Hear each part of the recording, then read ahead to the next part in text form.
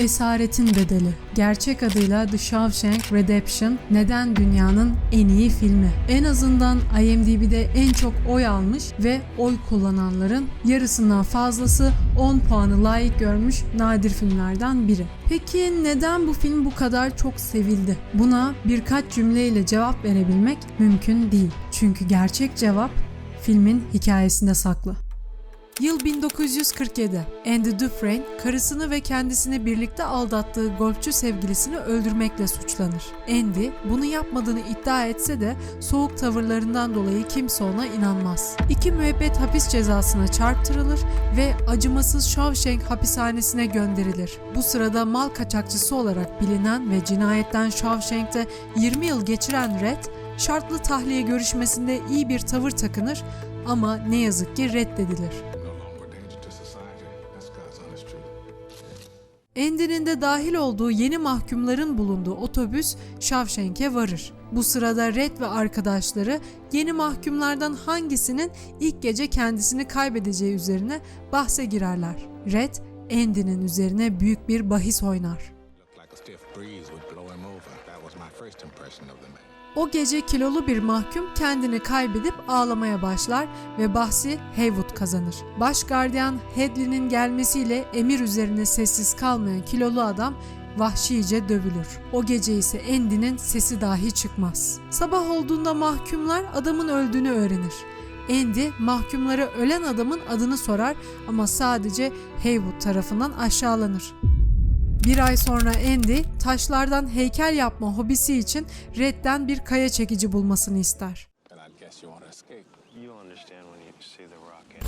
Red, Andy'nin isteğini kabul eder ve onu kız kardeşler lakaplı diğer mahkumlara taciz eden bir grup hakkında uyarır. Red, kaya çekicinin gerçekte küçük olduğunu görünce Andy'nin neden güldüğünü anlar ve Andy'nin imkansız görünen çekici hapishaneden kaçmak için kullanacağı fikrinden vazgeçer.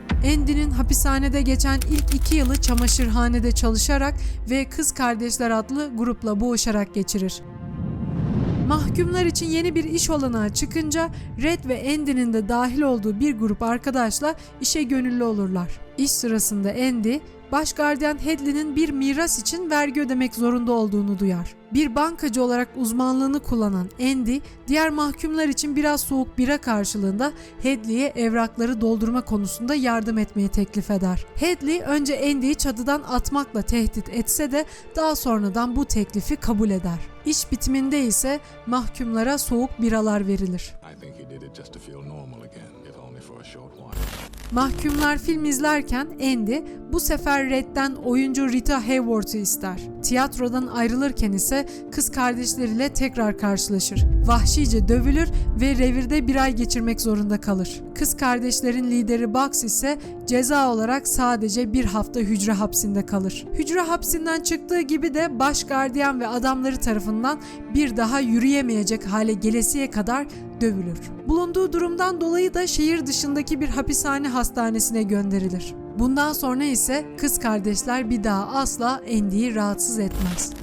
Andy, revirden çıktığında hücresinde Red'den ve arkadaşlarından gelen yontması için bırakılan bir sürü taş ve Rita Hayworth'un posterini bulur. Hapishane müdürü Norton, Andy'nin baş gardiyan Hadley'e yardım ettiğini öğrenir öğrenmez Andy'nin hücresine kontrole gider ve onu İncil okurken görür. Gardiyanlar şüpheli bir şey için hücresini alt üst ederken ikisi de en sevdikleri ayetler hakkında konuşurlar. Daha sonra Andy, hapishane kütüphanesinde Brooks adında yaşlı bir adamla birlikte çalışmak üzere görevlendirilir. Bir gardiyanın Andy'den finansal tavsiye istemesi üzerine kütüphanede görevlendirilmesinin nedeni ortaya çıkar. Andy birçok gardiyana mali danışmanlık yapar ve onlara gelir vergisi beyannamelerinde yardımcı olur. Bu sırada hapishane kütüphanesini genişletmek adına senatoya fon isteği için her hafta mektup yazar. Andy'nin mali destek uygulaması o kadar popülerleşir ki diğer hapishanedeki gardiyanlar bile bu konuda Andy'den yardım alır. Hatta hapishane müdürü Norton bile vergi beyannamelerini ona hazırlatır. Şartlı tahliyeden kaçınmak için Brooks, Haywood'u öldürmekle tehdit eder ve Andy, Brooks'u sakinleştirmeye çalışır. Brooks şartlı tahliye edilir ve yarı yolda bir evde yaşamaya başlar. Ayrıca bir süpermarkette nefret ettiği bir işi yapmakla görevlendirilir. 50 yıl geçirdiği hapishane yaşamına alışmış olan Brooks, hapishane dışındaki gerçek hayata ayak uyduramaz. Ahşap kirişe "Brooks buradaydı" mesajını kazır ve intihar eder. 6 yıl boyunca senatoya aralıksız mektuplar gönderen Andy sonunda kütüphane için $200 bir fon alır. Eyalet senatosu bunu Andy'nin artık mektup yollamaması için yapsa da Andy pes etmez ve bu sefer de haftada 2 mektup göndermeye başlar. Eski kitap ve plak bağışları müdürün ofisine vardığında Andy Mozart'ın bir plağını bulur. Ofisteki gardiyanı tuvalete kilitler, Mozart'ın plağını genel seslendirme sistemi üzerinden oynatır. Tüm hapishane kısa sürede bu müzikle büyülenir. Müdür Nordan'ın ve gardiyanların emri üzerine müziği durdurmayan Andy 2 hafta boyunca hücre hapsine gönderilir. Red bir sonraki şartlı tahliye görüşmesine gider ve 30 yıldır Shawshank hapishanesinde olduğunu fark eder. Görüşmede 10 yıl önceki dediklerinin aynısını söyler ama bu sefer enerjisi öncekine göre daha düşüktür. Şartlı tahliyesi yine reddedilir. Hapishanedeki 30. yılını kutlamak için Andy, Red'e bir harmonika, Red ise Andy'nin 10. yılını kutlamak için ona Marilyn Monroe'nun bir posterini verir. Yaklaşık 4 yıl sonra eyalet senatosu Andy'nin mektuplarından kurtulamayacaklarını anlayınca senato hapishane kütüphanesi için yıllık $500 bir bütçe göndermeye karar verir. Andy bu bütçeyle eyaletin en iyi hapishane kütüphanesini kurmak için çalışır ve kütüphaneye Brooks'un adını verir. Kütüphanedeki olanakların artmasıyla Andy, lise diplomalarını almak isteyen mahkumlara hapishaneden çıktıklarında düzgün bir iş bulabilmeleri için rehberlik etmeye başlar. Bu sırada müdür Nordan, Andy'nin bilgisini ve mahkumların ucuz iş gücünü kullanarak kazanç sağlamaya başlar. Nordan için paraya aklayan Andy, olur da polis bu işi fark ederse diye sadece kağıt üzerinde var olan Randall Stevens adında sahte bir kimliği kullanır. 1965'te Tommy adında genç bir mahkum Shawshank'e gelir. Genç mahkum Andy ve Red'le arkadaş olur. Tommy'nin 13 yaşından beri hapse girip çıktığını öğrenen Andy ona hırsızlığı bırakıp yeni bir iş bulmasını önerir. Tommy Andy'den lise diplomasını alması için yardım etmesini ister.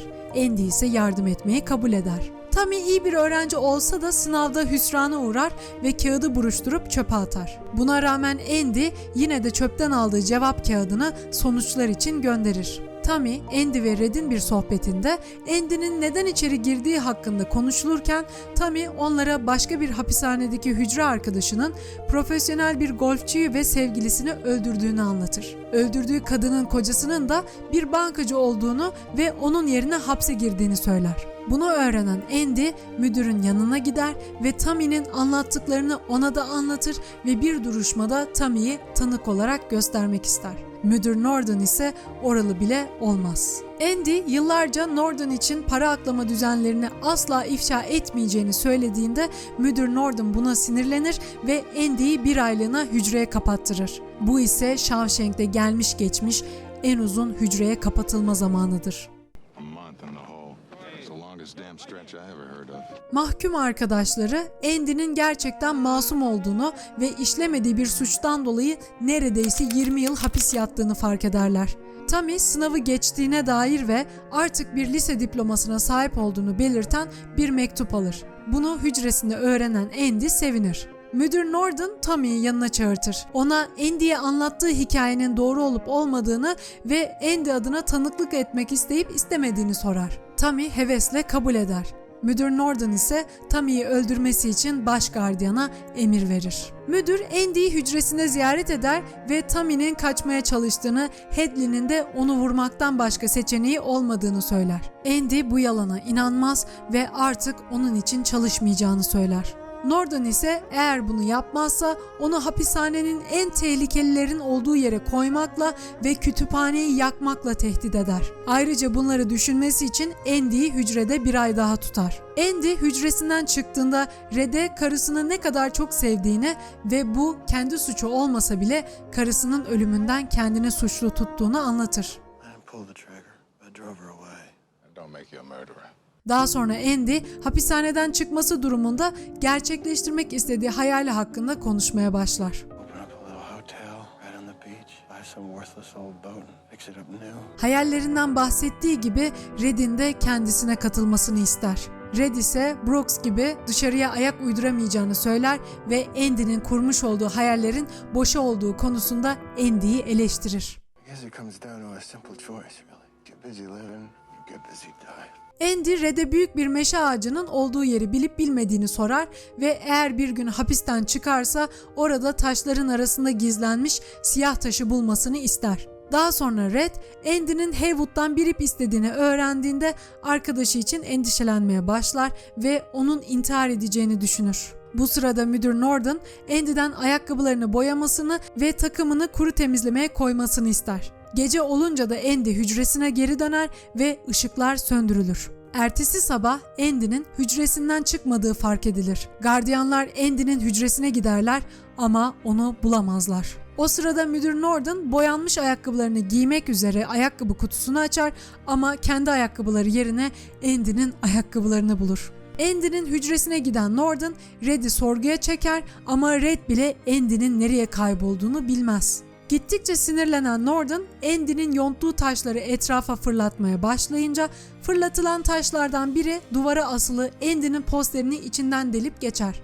Norton duvardaki posteri yırtar ve bir adamın girebileceği genişlikteki bir tünel ortaya çıkar. Andy Red'den çekici aldıktan kısa bir süre sonra çekici kullanarak adını duvara kazımaya çalışmıştır. Adını kazırken ise duvar bir miktar dökülmüştür ve böylece Andy kaçmak için bir delik kazmanın mümkün olabileceğini fark etmiştir. Deliği gizlemek içinse Red'den istediği ünlü aktrislerin posterlerini kullanmıştır.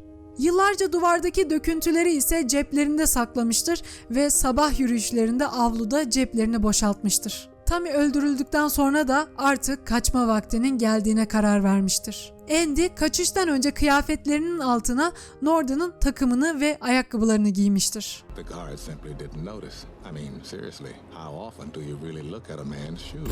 Andy kaçışı sırasında önceden istemiş olduğu ipi kullanarak gerekli eşyalarını ayağına bağlamıştır ve açmış olduğu deliği kullanarak kaçışına başlamıştır. Dışarı çıkmak için kullandığı kanalizasyon borusunu yıldırım sesi sayesinde taşla patlatır ve bu kanalizasyondan kendini sürükleyerek sonunda dışarı çıkar.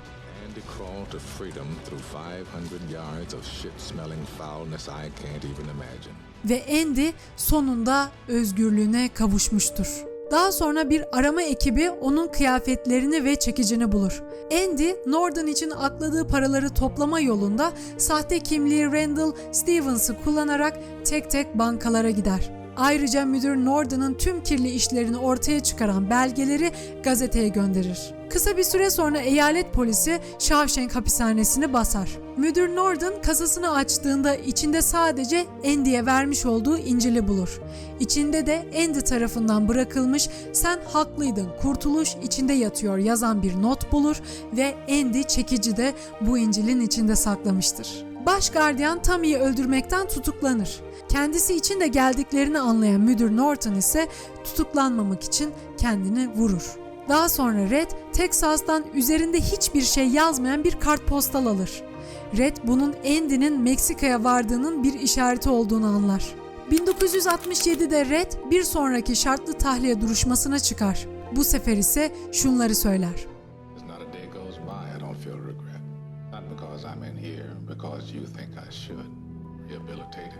It's just a bullshit word. So you go on and stamp your form, Sonny, and stop wasting my time. I don't give a shit. Sonunda şartlı tahliyesi kabul edilen Red, Brooks'un önceden yaşamış olduğu apartmanda yaşamaya ve Brooks'un önceki işinde çalışmaya başlar. Dışarıdaki gerçek hayata ayak uydurmakta zorlanan ve hapishaneye geri dönmeyi ara sıra düşünen Red, Andy'ye vermiş olduğu sözü hatırlar ve bir silah almak yerine ötede duran pusulalardan birini alır. Andy'nin önceden ona anlatmış olduğu yere gider ve siyah taşı bulur. Andy, Red'in bulması için oraya bir kutunun içine nakit para ve bir mektup bırakmıştır.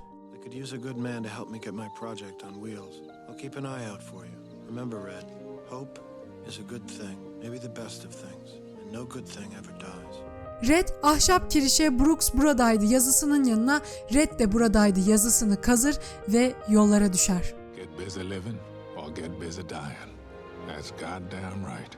Red, Meksika'ya giden bir otobüse biner ve iki arkadaş tıpkı Andy'nin de umduğu gibi Pasifik kıyısındaki bir kumsalda yeniden bir araya gelir. Ve böylece yaşadığı talihsizliklere rağmen asla yılmayan ve etrafına ilham olan Andy Dufresne bir imkansızı başardığını kanıtlamıştır. There are places in the world that aren't made out of stone. That there's something inside they can't get to, that they can't touch. It's yours.